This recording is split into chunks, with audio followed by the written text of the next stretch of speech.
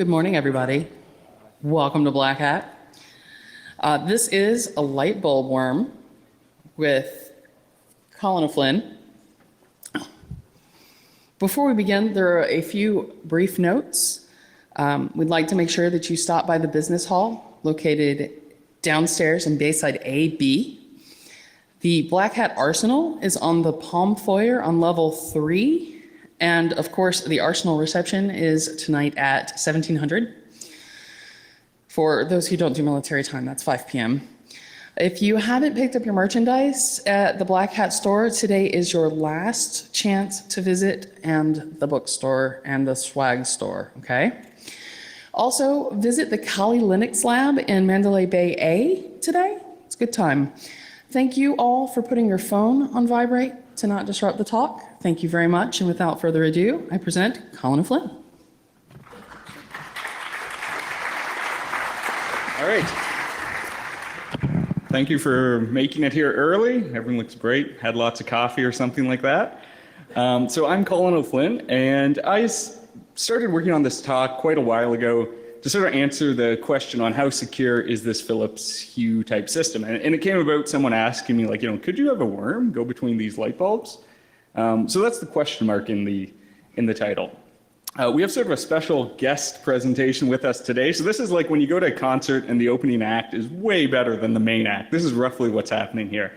So A.L. Ronan had actually contacted me after I submitted the talk and it got published, and he said, I'm actually looking at this too. So I'm in Canada, he's in Israel, two totally separate researchers coming to a lot of the same conclusions, and he's pushed it even further to give a really cool demo here on some bugs he found in the light bulb itself. So there's a whole separate mini talk in the middle of this. So I hope you learn something and have fun during the process.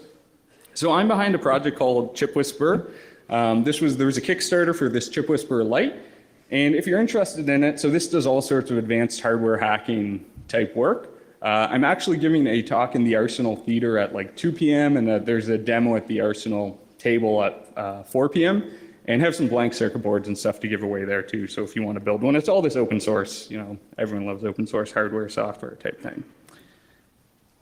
All right, so what is the Philips Hue? If you haven't heard about it, basically it's this internet connected wireless light bulb. So you can see a few of them there. There's a few different little bulb devices. So these are the bulbs here. And they communicate using a low power wireless protocol. At the lower layer, it's a standard called 802.15.4. On top of that, it's called Zigbee, which you might have heard of. On top of that, there's another stack called Zigbee Light Link, ZLL. And a bunch of manufacturers make ZLL compliant bulbs. It's not proprietary to Philips Hue. They're simply probably the biggest and most popular version of them, so they make the most interesting bulb to look at. And all of them talk, so there's a bridge device. This is the bridge 1.0 there, that round thing. And it connects, so it has on the back here, there's an Ethernet port, and that connects to your network and your internet and everything. And then it's talking the ZLL protocol to the bulbs itself. So that's sort of the what they call the bridge device or coordinator in Zigbee speak. So it bridges between the Ethernet and the rest of it. So right away you could think about, okay, what sort of hacks can we do in this system? And this is sort of where we start thinking about the security vulnerabilities.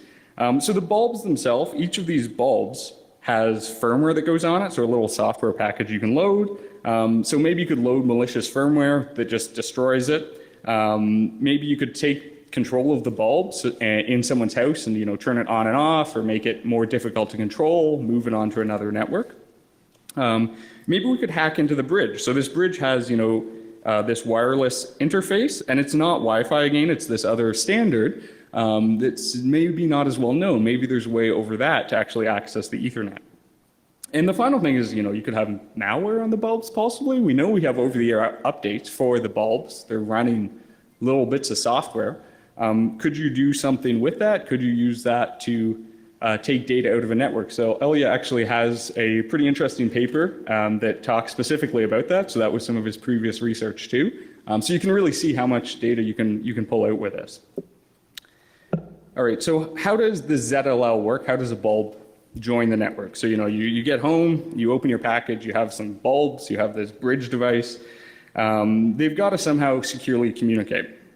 And basically what happens is The bulb talks to the bridge device with a link key. So this down here, it's an encrypted key. So it's randomly generated per network, and it's all the same per network. To transfer the key from the bridge to the light bulb, you have this issue, right? How do you do that? They don't use asymmetric crypto for basic reasons of they think the light bulb was too small to run something like that. So you can question that, but it's not a totally invalid assumption. So what they do is they have a master key, and it's the same key used by every single ZLL device, not just Philips, everyone that makes this. It's in the standard, but not published, so it's supposed to be super secret. They use that to encrypt the key, the random key that's generated. They send it over the air to the bulb, and now the bulbs can communicate securely. That key's been leaked, of course, no surprise that happened. And that was published like, I don't know, a year or two ago. It's been known that that's been leaked. It does mean, though, the leak of that key, it means you can only potentially take over a bulb or, sniff the joining process. If you just walk into an area with a network, you're not going to be able to get the network key just by that master key leak. So Zigbee has published sort of a little note, as Elliot pointed out, actually, that, oh, it's not a big deal, don't worry about it, type thing. So there's an actual document stating that. So now I'm going to push it over here to give a really cool overview of the attack and a bit of a demo. So these lights over here aren't just for accent. So thank you. Okay, thank you, Colin. Again, my name is Eyal Ronen. I'm a PhD student at Weizmann Institute of Science in Israel. I'm going to show some intermediate result I'm having in an ongoing research I'm conducting together with my advisor, Professor Adi Shamir and Mr. Achior Weigenton. I've been researching IoT device security. My previous work, as Colin said, was extended functionality attacks against IoT devices, which mainly using the IP interface to cause unintended result in the physical world. And recently, I've also started looking at the possibility of creating a Zigbee worm. So I've been doing stuff very similar to what Colin is going to show here, actually downloading the same code from Godfrey to try to attack the hardware and extract keys. But after talking with Colin, and as he is much better than this than I am, I decided to try to have a closer look at the Zigbee protocol side. So as Colin said, there is a mechanism, it's called touchlink in ZLL, that allows a controller to instruct a light to join his own personal network and then transfer his unique encryption keys so the light can work. Of course, we don't want any attacker that is in Zigbee range that can be up to 400 meters outside to just to be able to direct your lights to go to his network and steal them away from you. So as a security precaution, there is a distance checking mechanism that ensures that the lamp is in very close physical proximity to the controller.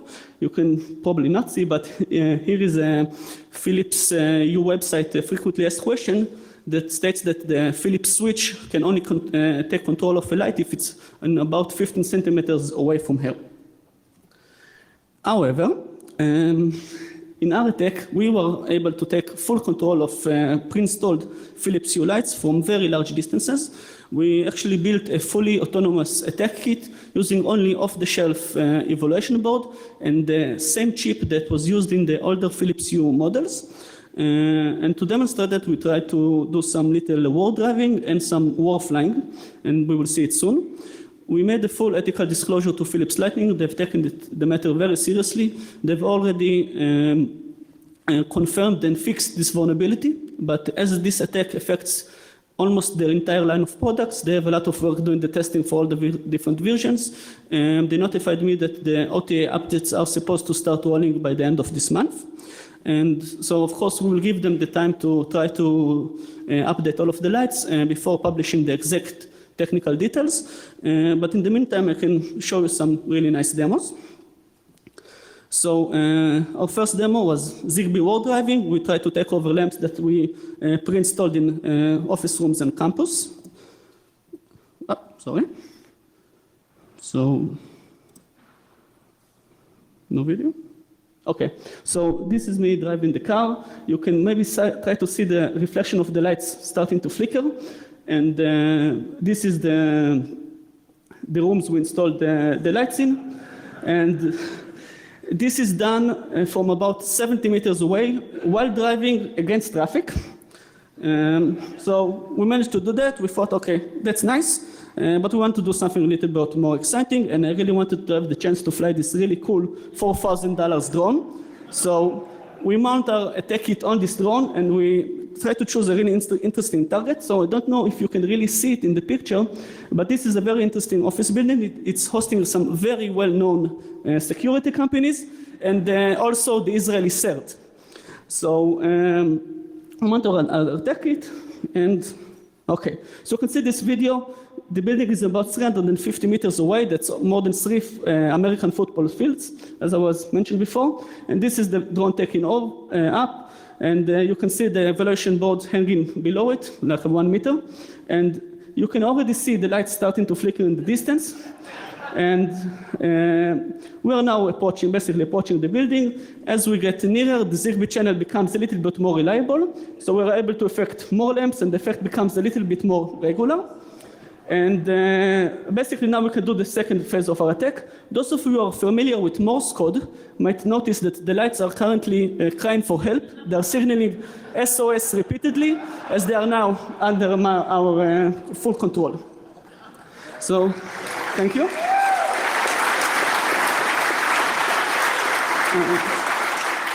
Okay, so we said we'll take our chances with a live demo. I really hope it will work.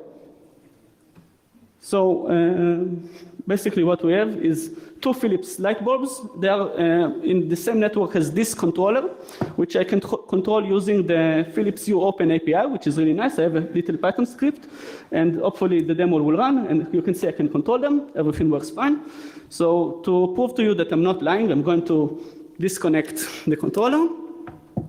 I will take my very professional attack kit that I just removed from the drone and power it up. USB sides. And you can see the lights flickering. In a few seconds, hopefully the second phase of our attack will start. And again, the lights will start to single out SOS. If you can see them, if someone wants to help them, it will be very nice. Okay, thank you very much.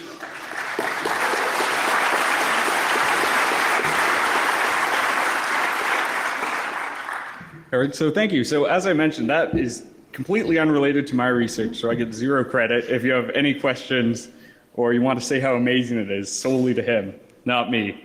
So I'm just going to go really quickly through some of the other details of the teardown, and this will give us something to look forward to once you publish those details so that people can see how it works. All right, so how would we get like Lightbulb malware or brick? So as we mentioned, there's this over-the-air firmware update. And Philips is actually pretty good with the security. This is what we both discovered, is they do a pretty good job, all things considered. The firmware is encrypted on the server.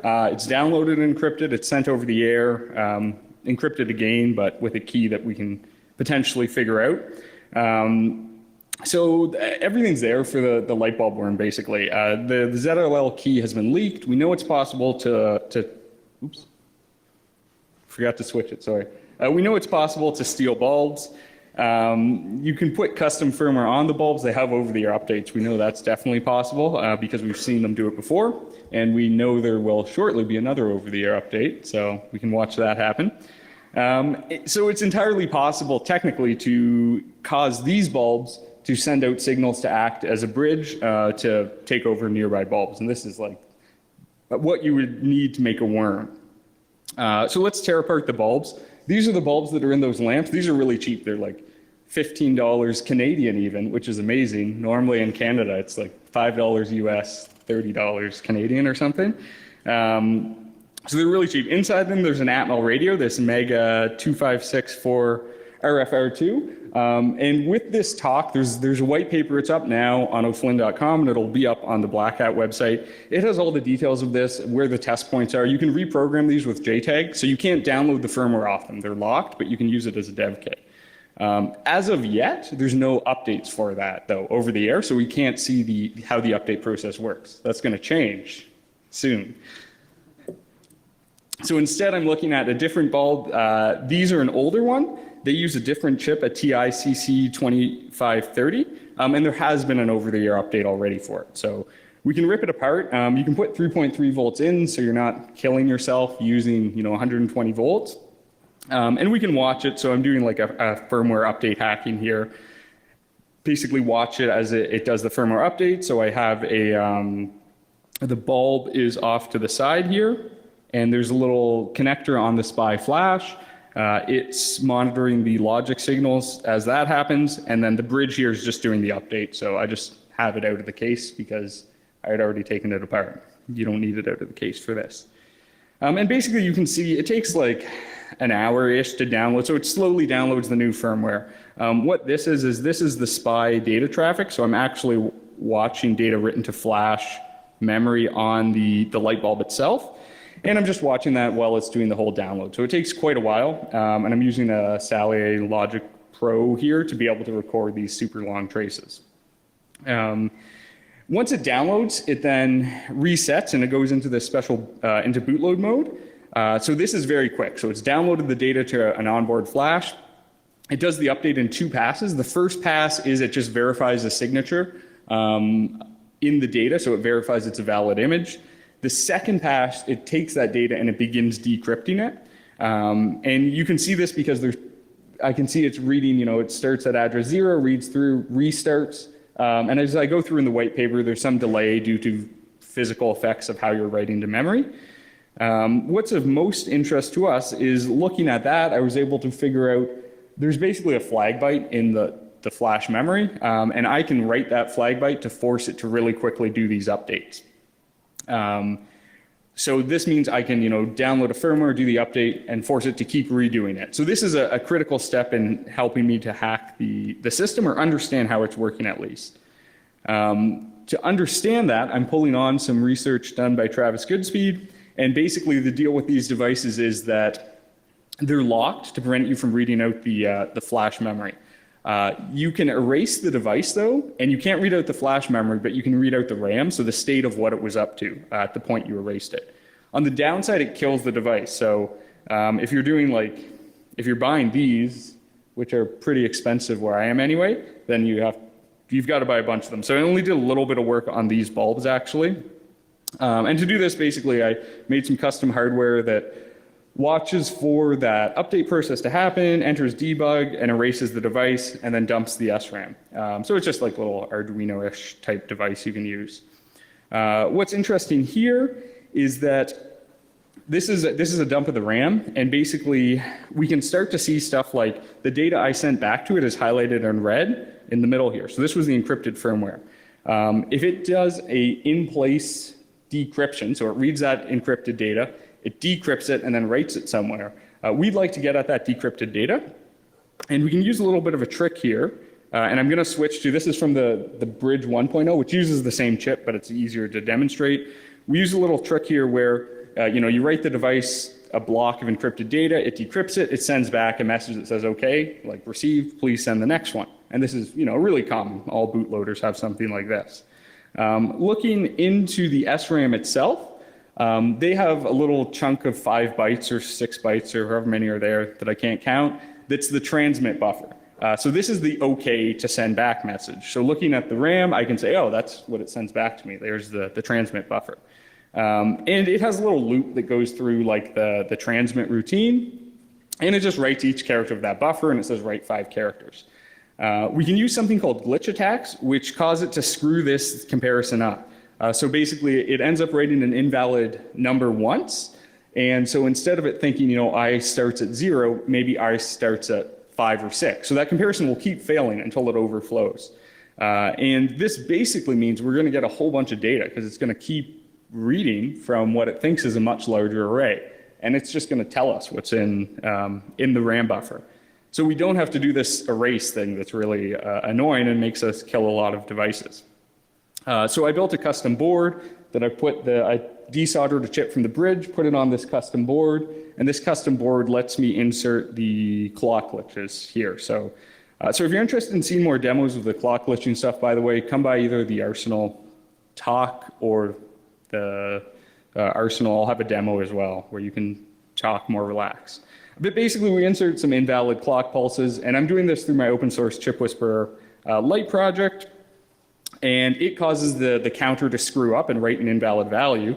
And what you get is you just, it sends back the expected response here at the first little thing circled in red here, and then it just keeps reading. It says, okay, I got the expected response. I'm now going to send back all this other data, and that's what's sort of all this stuff here. So I've sort of highlighted at the bottom there that RX buffer starting 2A, 00, 01, 01, etc. So we definitely know that works. And it reads further from RAM, so it keeps going onward. And this is actually, it turns out that they did a pretty good job here, because what they do is after they decrypt it, it seems they write FFs. So they clear it. They decrypt it, use it, and then clear it to make it a very narrow window where this type of attack would work. So it's actually a good practice. So this was sort of an interesting thing when I'm saying, again, there's quite a few steps taken to stop you from hacking these devices. It might be possible with better time glitches. And this was like a graveyard of, when I said you had to erase them and then throw them out, this is what you end up with. These are the Bridge 1.0, so they released a 2.0, which it made it cheap to buy a bunch of the old ones. The 2.0 bridges, they use Linux, so they're more fun to hack.